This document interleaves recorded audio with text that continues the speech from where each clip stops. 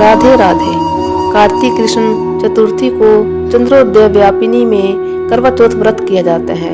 इस दिन सुहागिन महिलाएं पति की लंबी आयु की कामना के लिए निर्जला व्रत रखती हैं।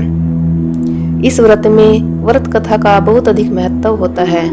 चांद के दर्शन से पहले करवा चौथ व्रत कथा का पाठ अवश्य करें। करवा चौथ की कथा बहुत समय पहले की बात है। एक साहूकार के 7 बेटे और उनकी एक बहन करवा थी। सभी सातों भाई अपनी बहन से बहुत प्यार करते थे, यहाँ तक कि वे पहले उसे खाना खिलाते और बाद में स्वयं खाते थे। एक बार उनकी बहन ससुराल से मायके आई हुई थी।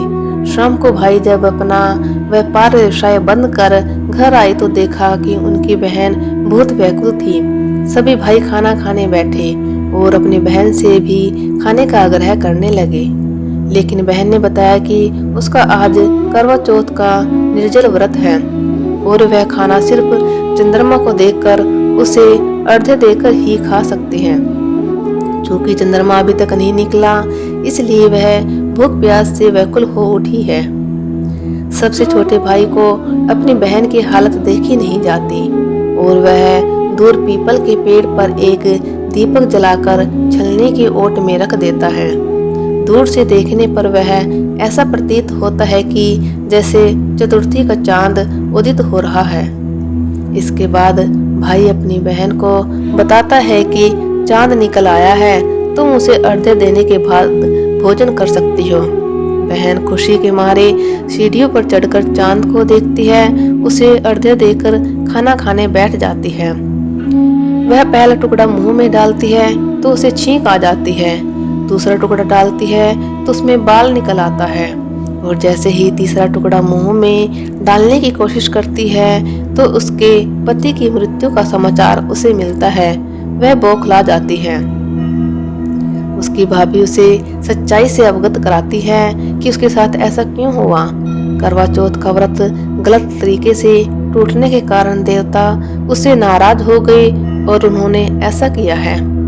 सच्चाई जानने के बाद करवा निश्चय करती है कि वह अपने पति का अंतिम संस्कार नहीं होने देगी और अपने स्त्रीत्व से उन्हें पुनर्जीवन दिलाकर रहेगी।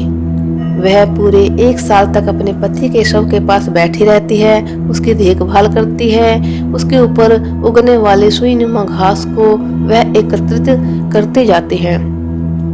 1 साल बाद फिर करवा चौथ का दिन आता है।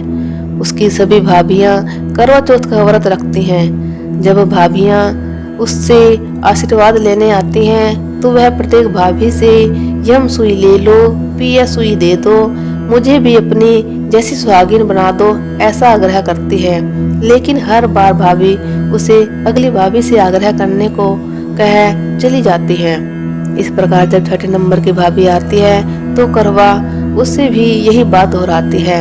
यह भाभी उसे बताती है कि चूंकि सबसे छोटे भाई की वजह से उसका व्रत टूटा था, अतः उसकी पत्नी में ही शक्ति है कि वह तुम्हारे पति को दोबारा जीवित कर सकती है। इसलिए जब वह आए तो तुम उसे पकड़ लेना और जब तक वह तुम्हारे पति को जिंदा न कर दे उसे नहीं छोड़ना।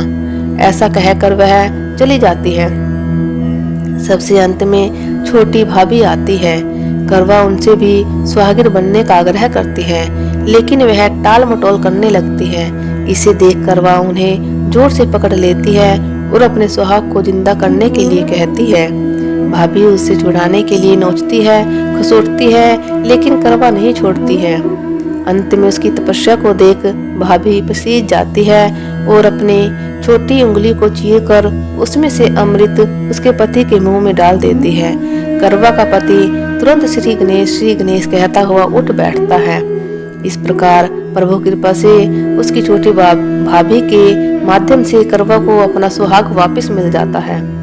हे श्री गणेश माँ गौरी, जिस प्रकार करवा को चिर सुहागन का वरदान आपसे मिला है, वैसा ही सब सुहागिनों को मिले। जय श्री गणेश।